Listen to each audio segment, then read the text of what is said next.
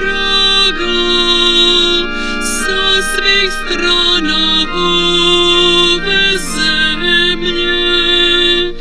Donjesmo ti jade svoje i u njima svoje želje. Pogledaj nas, utješi nas, svoje ruke stavi na nas, svome Sinu preporuči. Majko mira, moli za nas. Pogledaj nas, utješi nas, svoje ruke stavi na nas, svome Sinu preporuči. Majko mira, moli za nas. Aleluja, aleluja,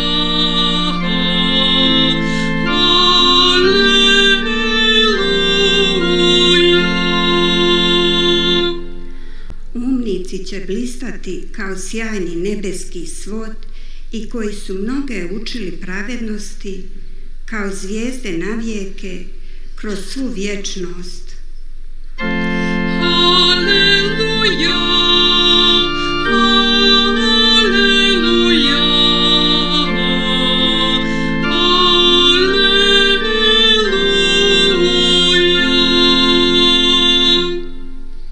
Gospodin s vama. I s duhom tvojim. Čitanje Svetog Evanđelja po Mateju. Slava tebi, Gospodine. U ono vrijeme reče Isus svojim učenicima: Vi ste sol zemlje, ali ako sol obljutavi, čime će se ona soliti? Nije više ni zašto nego da se baci van i da ljudi po njoj gaze. Vi ste svjetlo svijeta.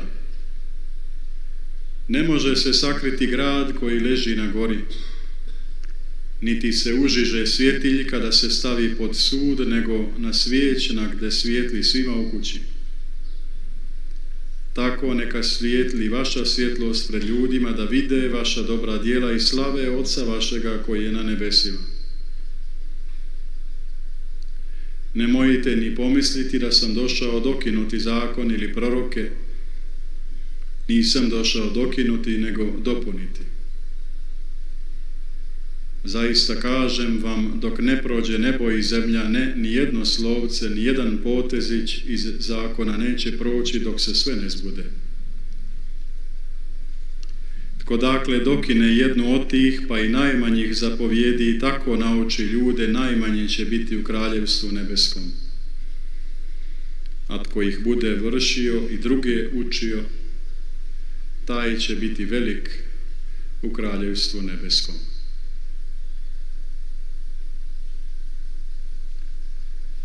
Riječ Gospodня. Slava tebi, Kriste. 우리가 깨달을 수 있는 게 있습니다. 즉, 이 말씀의 첫 청취자들, 그들이 어떤 느낌을 받았을까, 이 비유를 들으면서 어떤 느낌을 받았을까입니다. 주님께서는 특별한 방법으로 아주 단순하게 두 가지 현실에 관해서 언급하고 계십니다. 소금과 빛, 우리 일상 속에서 볼 수 있는 아주 단순한 물질들입니다. 어떤 특별한 것이 없습니다. 우리는 이 빛과 소금을 아주 자연스럽게 자발적으로 사용하고 있습니다. 그래서 이 소금이 우리 주변에 있는지 혹은 이 소금이 그렇게 중요한지도 제대로 깨닫지 못하고 그냥 무의식적으로 사용합니다. 그런데 소금이 없을 때야 비로소 소금이 떨어졌네 싶습니다. 빛도 마찬가지입니다. 빛이 없을 때 아무것도 볼 수 없지 않습니까? 그런데 늘 빛 속에서 살기 때문에 우리는 그것을 인식하지도 못합니다. 인위적인 빛, 빛이 우리를 도와주는 것은 사실입니다. 하지만 진짜 자연에 빛이 없다면 생명이 있을 수 없습니다. 모든 게 암흑에 빠지고 냉랭해집니다. 차가워지고 모든 것은 어둡고 암흑이고 차가워지게 됩니다. 자연에 빛이 없으면 말입니다. 빛이 없을 때 자연의 리듬은 엉켜버리게 됩니다. 어둠에 gat이게 됩니다. 그런데 또 우리는 가끔 빛으로부터 빛을 좀 피할 필요도 있습니다. 지나친 광선, 이 햇빛이라는 광선을 지나치게 쏘이면 또 문제가 생깁니다. 이상하지 않습니까? 하지만 빛은 필요합니다. 하지만 여기에 주의해야 할 게 있습니다. 빛을 쏘이는데도 어떤 기준이 필요합니다. 균형이 필요하다는 말씀입니다. 빛과 어두움.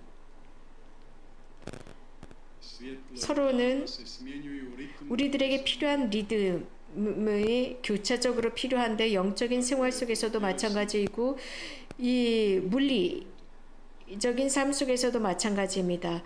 빛과 소금은 우리가 일상 속에서 늘 사용합니다. 원튼 원하지 않든 우리 주변에 가까이 있는 물질입니다. 음식을 위해서 소금이 필요합니다. 우리가 먹는 음식에 소금이 없다면 맛이 나지 않습니다. 우리 몸을 위해서도 소금이 필요합니다. 음식은 소금이 있어야 맛이 납니다. 이 음식이라고 하는 것은 다양한 맛이 납니다. 특별히 빵을 만들었을 때 소금이 모자란다면 빵 맛이 나지 않습니다. 소금이 있어야 합니다. 그런데 그 소금이 맛을 잃었을 때 문제가 생기죠. 음식에 맛이 없을 때 소금을 약간 치게 되면 음식의 맛이 돋구어집니다. 여기에도 조심해야 하는 것이 균형이 필요합니다. 지나치게 소금을 많이 치게 되면 그 음식을 망치게 되고 그 짠 음식을 먹게 되면 우리들의 몸은 부정적으로 반응하게 됩니다. 우리들의 몸이 잘못되었을 때 우리들의 정신도 불안해집니다. 초조해집니다. 균형이 필요합니다. 조화가 필요합니다. 모든 것들은 조화와 균형을 요구하고 있습니다. 그럼에도 불구하고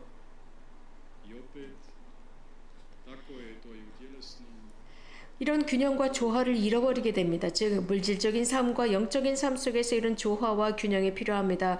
우리는 이 미사를 시작하면서 프란치스칸 가족을 기억하면서 한 사람을 여러분들에게 말씀드렸습니다. 그 한 사람은 완전한 균형을 찾고자 했습니다. 영적, 육적 조화를 찾고자 했습니다. 겸손과 학식의 조화를 찾고자 했습니다. 신앙과 이성을 찾고자 했고 사람과 하느님을 향한 사랑의 조화를 찾고자 했습니다.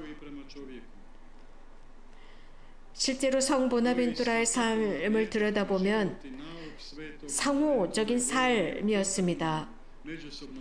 누구에게도 묶이지 않는 사람과 사람 속에서의 겸손과 의탁의 균형과 조화를 이룬 삶이었습니다. 일상 속에서 작아지는 것이 얼마나 중요한지요. 일상 속에서 가르침과 기도의 이 일치와 조화가 얼마나 중요한지요. 교도권과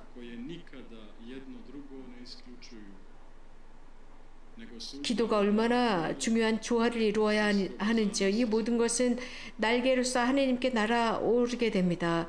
이 중에 한 가지라도 빠지게 되면 날아오를 수가 없습니다.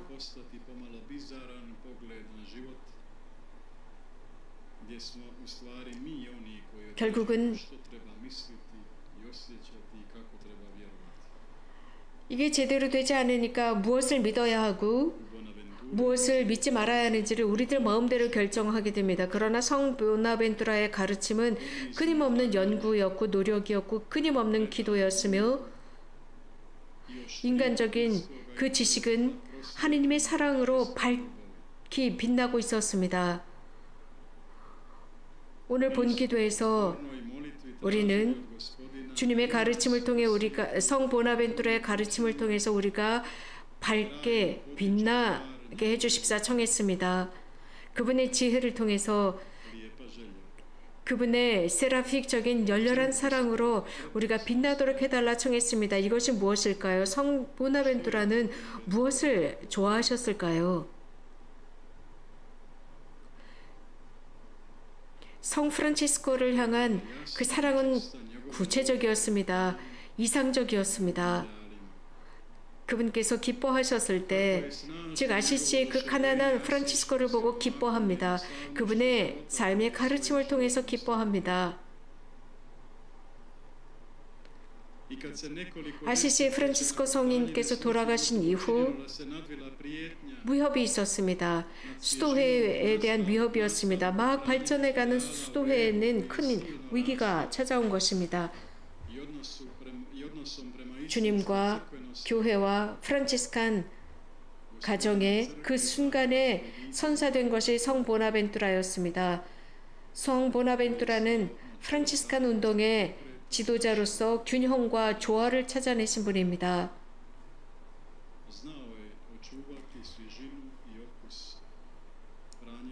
성 프란치스코 성인의 그 사랑의 신선함을 유지할 줄 알았고, 주님을 향한 그 순수한 사랑, 교회를 향한 순수한 사랑을 잘 유지할 줄 알았습니다. 그분의 모습을 교회의 아름다움 속에서 찾고자 했습니다. 그분의 모습을 찾으면서, 즉 그 모습은 성사 속에서 인간을 향해서 당신을 선물로 내주시는 모습이었습니다. 성 보나벤투라는 끈기 있게 그 모습을 찾았습니다. 사랑, 늘 선사되는 사랑을 찾았습니다. 그리고 그 스스로 가르침 속에서 사람들을 가르쳤습니다. 특히 성 보나벤투라의 저서인 하느님을 향한 길 속에서 가르치고 있습니다. 이러한 길을 걷고 싶다면 은총을 찾으십시오. 가르침만을 찾는 것이 아니라 가르침, 열망, 이성, 기도 안에서의 호흡, 지식이 아닌 기도 안에서의 호흡, 지식이 아니라 스승이 아니라 하느님께, 신랑에게 청하십시오. 인간이 아니라 하느님께 그것을 청하십시오. 불을 청하십시오. 모든 것에 불을 지피는 불을 청하십시오. 하느님의 사랑을 전하십시오. 기도하는 사람으로서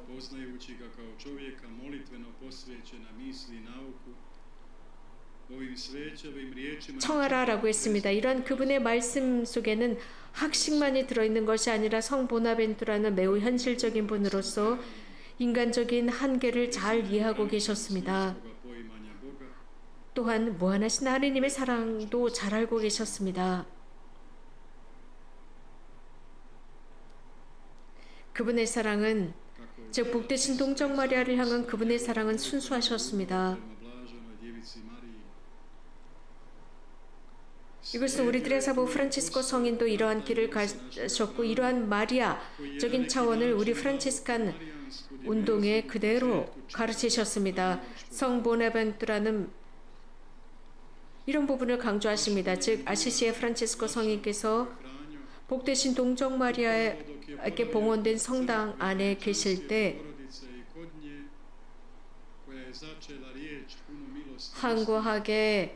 항고하게 청하셨다고 했습니다. 바로 거기에서 복음의 진리를 찾았습니다. 성모님께서는 성 보나벤투라는 성모님이야말로 교회의 모델이라고 생각하셨고 그리스도인의 희망을 보셨습니다. 그렇게 우리도 가르치고 계십니다.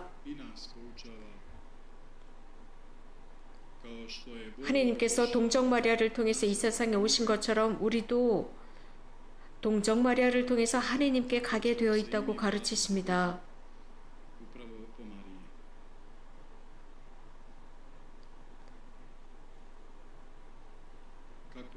그분의 가르침은 매우 현실적이고 매우 신선합니다. 우리 시대에도 너무나도 잘 적용할 수 있는 것입니다.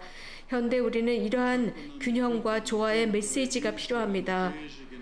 순수하게 하느님의 사랑에 의탁하는 것입니다. 균형이 필요합니다. 즉 가르침과 기도 사이의 균형입니다. 계시하시는 그 신비와의 일체입니다.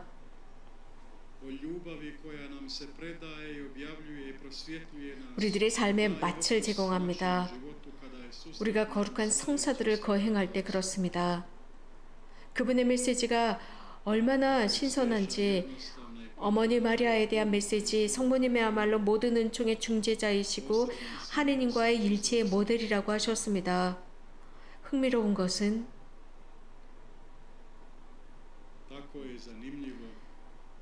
성 보나벤투라의 어떤 업적 중에는 길이라고 하는 제목을 붙인 책들이 있습니다. 길, 아주 단순한 말입니다.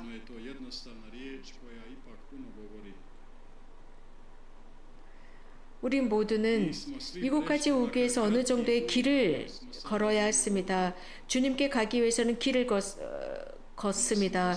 우리들의 여정 속에서 주님을 찾아왔습니다. 우리들의 걸음, 그 길을 걷는 것입니다. 이렇게 걸어오면서, 그 길을 걸으면서 많은 선물을 받았습니다. 우리들의 육신과 이성과 능력으로만 충분하지 않습니다. 우리는 그분의 사랑을 필요로 합니다. 그분의 빛이 필요합니다. 인간의 모든 그 어두움을 비추기 위해서입니다. 그분과의 만남이 필요합니다. 그분과의 일치가 필요합니다.